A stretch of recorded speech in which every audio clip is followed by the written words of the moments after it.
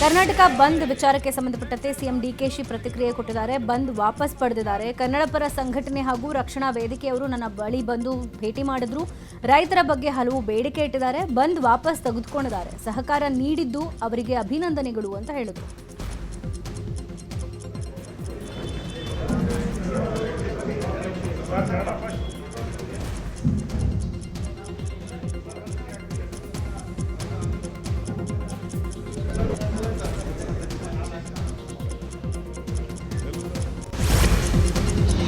ಕಾವೇರಿ ವಿಚಾರವಾಗಿ ಕರ್ನಾಟಕ ಬಂದ್ಗೆ ಮಿಶ್ರ ಪ್ರತಿಕ್ರಿಯೆ ವ್ಯಕ್ತವಾಗುತ್ತಿದೆ.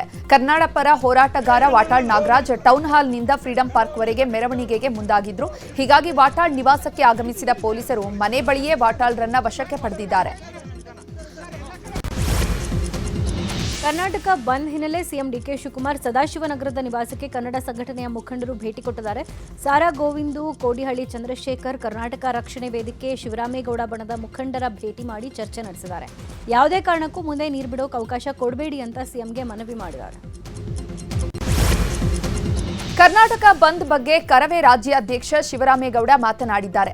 ಸದ್ಯ ಕಾವೇರಿ ನೀರಿಗೆ ಅಷ್ಟೊಂದು ಕಷ್ಟ ಅನ್ನುವಂಥದ್ದಿಲ್ಲ. ಜಿಲ್ಲೆಗಳಲ್ಲಿ ರೈತರೇ ನೈತಿಕ ಬೆಂಬಲ ಸೂಚಿಸಿದ್ದಾರೆ. ಹೀಗಾಗಿ ಜನ ಕೂಡ ಬಂದ್ಗೆ ಬೆಂಬಲ ಸೂಚಿಸಿಲ್ಲ. ಸದ್ಯ ಮೇಕೆದಾಟು ಯೋಜನೆ ಬಗ್ಗೆ ನಾವು ಹೋರಾಟ ಮಾಡಬೇಕಿದೆ. ಮೇಕೆದಾಟು ಯೋಜನೆ ಬಗ್ಗೆ ಸಿಎಂಗೆ ಮನವಿ ಮಾಡ್ತಾ ಇದ್ದೇವೆ ಎಂದಿದ್ದಾರೆ. ಕಾವೇರಿ ವಿಚಾರವಾಗಿ ರಾಮನಗರದಲ್ಲಿ ಕರುನಾಡ ಸೇನೆ ಕಾರ್ಯಕರ್ತರು ಪ್ರತಿಭಟನೆ ನಡೆಸಿದ್ರು. ಬೆಂಗಳೂರು ಮೈಸೂರು ಹೆದ್ದಾರಿ ತಡೆದು ಖಾಲಿ ಬಿಂದಿಗೆಗಳನ್ನು ಪ್ರದರ್ಶನ ಮಾಡಿ ಆಕ್ರೋಶ ಹೊರಹಾಕಿದ್ದಾರೆ. ಈ ವೇಳೆ ಕರುನಾಡ ಸೇನೆ ಕಾರ್ಯಕರ್ತರನ್ನ ಪೊಲೀಸರು ಬಂಧಿಸಿದರು.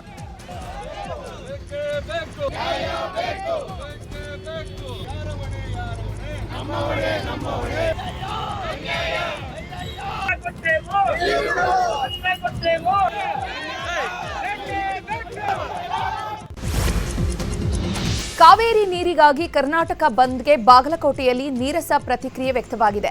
ಜಿಲ್ಲೆಯಲ್ಲಿ ಬಂದ್ಗೆ ಬೆಂಬಲ ವ್ಯಕ್ತವಾಗ್ತಾ ಇದ್ದು ಎಂದಿನಂತೆ ಹೋಟೆಲ್, ಅಂಗಡಿ ಮತ್ತು ಬೀದಿ ವ್ಯಾಪಾರ ನಡೀತಾ ಇದೆ. ಸಾರಿಗೆ, ಬಸ್ ಹಾಗೂ ಖಾಸಗಿ ವಾಹನಗಳು ಎಂದಿನಂತೆ ಸಂಚರಿಸ್ತಾ ಇವೆ. ಕರ್ನಾಟಕ ಬಂದ್ ಬೆಂಬಲಿಸಿ ಮಂಡ್ಯ ಜಿಲ್ಲೆ ಮದ್ದೂರು ಪಟ್ಟಣ ಬಂದ್ ಮಾಡಲಾಗಿದೆ. ಪಟ್ಟಣದಲ್ಲಿ ಅಂಗಡಿ ಮುಂಗಟ್ಟು ಬಾಗಿಲು ಬಂದ್ ಮಾಡಿ ವರ್ತಕರು ಬೆಂಬಲ ವ್ಯಕ್ತಪಡಿಸಿದ್ದಾರೆ. ಮದ್ದೂರು ಪಟ್ಟಣದಲ್ಲಿ ಬೈಕ್ ಜಾಥಾ ಮಾಡಿ ಹೋರಾಟಗಾರರು ಬಂದ್ ಬೆಂಬಲಿಸೋಕೆ ಮನವಿ ಮಾಡುತ್ತಿದ್ದಾರೆ. ಕರ್ನಾಟಕ ಬಂದ್ ಹಿನ್ನೆಲೆ ಮಂಡ್ಯದಲ್ಲಿ ಹೋರಾಟಗಾರರು ಬೈಕ್ ರ್ಯಾಲಿ ಮಾಡಿದ್ದಾರೆ. ನಗರದ ಸಂಜಯ್ ವೃತ್ತದಿಂದ ಆರಂಭವಾದ ಬೈಕ್ ರ್ಯಾಲಿ ಬೆಂಗಳೂರು ಮೈಸೂರು ಹಳೆ ಹೆದ್ದಾರಿ ಮೂಲಕ ಕಲ್ಲಹಳ್ಳಿ, ಪೇಟೆ ಬೀದಿ ಸೇರಿದಂತೆ ನಗರದ ಪ್ರಮುಖ ರಸ್ತೆಗಳಲ್ಲಿ ಸಾಕ್ತು. ರ್ಯಾಲಿಯುದ್ದಕ್ಕೂ ಅಂಗಡಿ ಮುಂಗಟ್ಟು ಬಲವಂತವಾಗಿ ಮುಚ್ಚಿಸಿದ್ದಾರೆ ಹೋರಾಟಗಾರರು.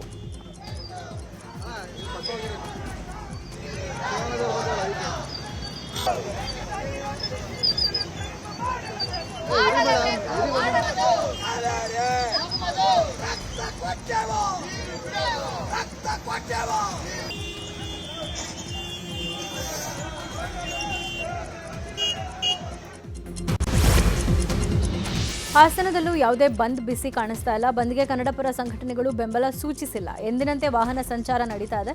ರಸ್ತೆಗಿಳಿದಿರೋ ಕೆಎಸ್ಆರ್ಟಿಸಿ, ಆಟೋ ಸೇರಿದಂಗೆ ಎಲ್ಲಾ ವಾಹನಗಳು ಸಂಚಾರ ಮಾಡ್ತಾ ಇವೆ. ಅಂಗಡಿ ಮುಂಗಟ್ಟುಗಳನ್ನು ಎಂದಿನಂತೆ ಓಪನ್ ಮಾಡಲಾಗಿದೆ. ಹಾವೇರಿಯಲ್ಲಿ ಕರ್ನಾಟಕ ಬಂದ್ಗೆ ನೀರಸ ಪ್ರತಿಕ್ರಿಯೆ ವ್ಯಕ್ತವಾಗಿದೆ.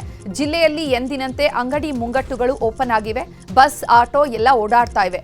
ಜನಕ್ಕೆ ಯಾವುದೇ ಸಮಸ್ಯೆ ಆಗಿಲ್ಲ. ಕೆಲವೇ ಕ್ಷಣದಲ್ಲಿ ಮೈಲಾರ ಮಹಾದೇವಪ್ಪ ಸರ್ಕಲ್ನಲ್ಲಿ ರೈತರಿಂದ ಪ್ರತಿಭಟನೆ ನಡೆಯಲಿದೆ. ಚಿಕ್ಕಬಳ್ಳಾಪುರ ಜಿಲ್ಲೆಯಲ್ಲಿ ಯಾವುದೇ ಬಂದ್ ವಾತಾವರಣ ಇಲ್ಲ.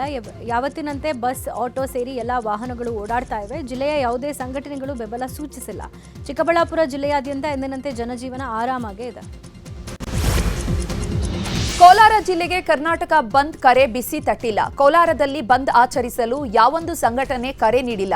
ಎಂದಿನಂತೆ ಜನಜೀವನ, ಸಾರಿಗೆ ಸಂಚಾರ ಸೇವೆ ನಡೀತಾ ಇದೆ. ಹೋಟೆಲ್, ಅಂಗಡಿ, ಬೀದಿ ವ್ಯಾಪಾರಕ್ಕೆ ಯಾವುದೇ ತೊಂದರೆಯಾಗಿಲ್ಲ. ಕರ್ನಾಟಕ ಬಂದ್ ಹಿನ್ನೆಲೆ ಬೆಂಗಳೂರಿನ ಅತಿಬೆಲೆ ಗಡಿಯಲ್ಲಿ ಕನ್ನಡ ಜಾಗೃತಿ ವೇದಿಕೆ ರಾಜ್ಯಾಧ್ಯಕ್ಷ ಮಂಜುನಾಥ್ ದೇವ ನೇತೃತ್ವದಲ್ಲಿ ಪ್ರತಿಭಟನೆ ನಡೆದಿದೆ. ಅತಿಬೆಲೆ ಗಡಿಯಲ್ಲಿ ಹೆದ್ದಾರಿ ಬಂದ್ ಮಾಡೋಕೆ ಯತ್ನಿಸಿದ ಪ್ರತಿಭಟನಾಕಾರರು ಪೊಲೀಸರು ವಶಕ್ಕೆ ಪಡ್ಕೊಂಡಿದ್ದಾರೆ. ಅವ್ರನ್ನ ಉಳಿದಂಗೆ ಬಂದ್ ಎಫೆಕ್ಟ್ ಏನಿಲ್ಲ.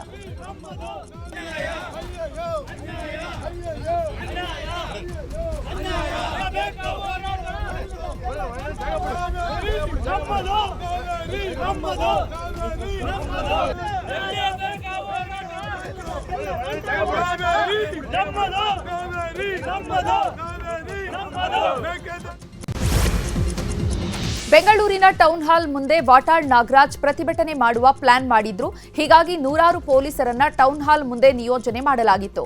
4 ಕೆಎಸ್ಆರ್ಪಿ ತುಕಡಿ ನಿಯೋಜನೆ ಮಾಡಿದ್ರು. ಟೌನ್ ಹಾಲ್ ಎಂಟ್ರಿ ಉದ್ದಕ್ಕೂ ಕೂಡ ಬ್ಯಾರಿಕೇಡ್ ಹಾಕಿ ಭದ್ರತೆ ನೀಡಲಾಗಿತ್ತು. ಕರ್ನಾಟಕ ಬಂದ್ ಘೋಷಣೆ ಹಿನ್ನೆಲೆ ಬೆಂಗಳೂರಿನ ಮಲ್ಲೇಶ್ವರಂನಲ್ಲಿ ಪ್ರತಿಭಟನೆಗೆ ಕೆಲವರು ಸಿದ್ಧತೆ ಮಾಡಿಕೊಂಡಿದ್ರು. ಹೀಗಾಗಿ ಪಾರ್ಥಸಾರಥಿ ಸರ್ಕಲ್ ಬಳಿ ಪೊಲೀಸ್ ಬಂದೋಬಸ್ತ್ ಮಾಡಲಾಗಿದೆ.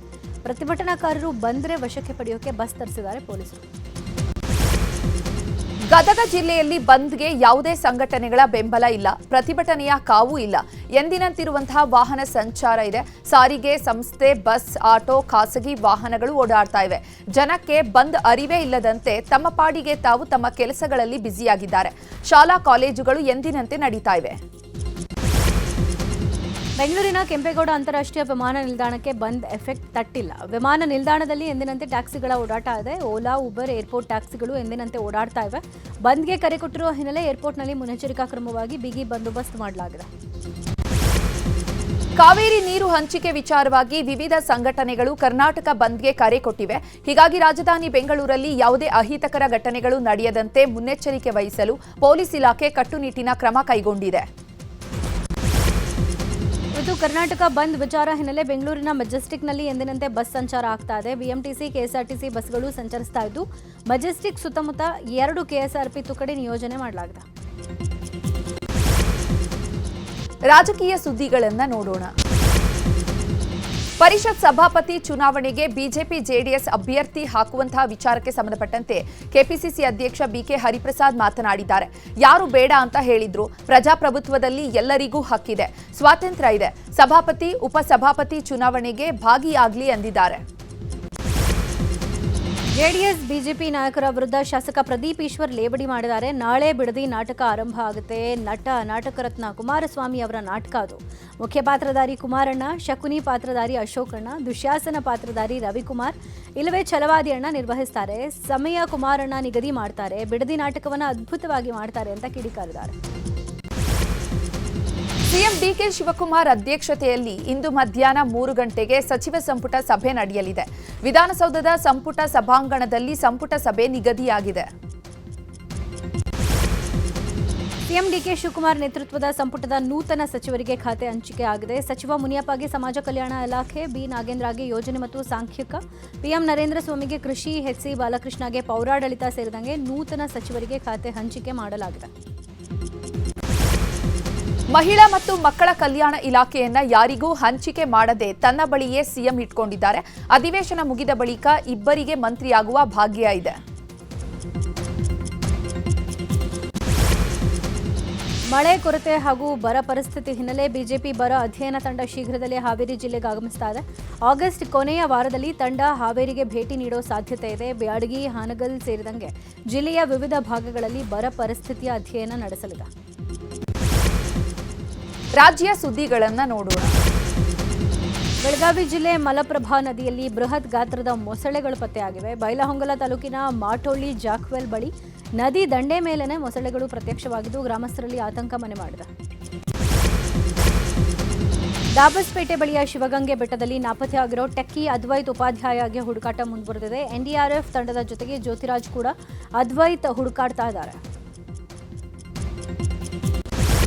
ಕೋಲಾರ ಜಿಲ್ಲೆ ಕೆಜಿಎಫ್ ನಗರದ ಬೌರಿಲಾಲ್ ಪೇಟೆಯಲ್ಲಿ ಮಾರಿಯಮ್ಮ ದೇಗುಲದ 92ನೇ ಆದಿ ಉತ್ಸವ ನಡೀತಾ ಇದೆ. ಈ ಪ್ರಯುಕ್ತ ಭಕ್ತರು ಕೊಟ್ಟ ಬಿಯರನ್ನ ಅರ್ಚಕ ನಾರಾಯಣ್ ರಸ್ತೆ ಮಧ್ಯೆನೇ ಕುಡಿದಿದ್ದಾರೆ.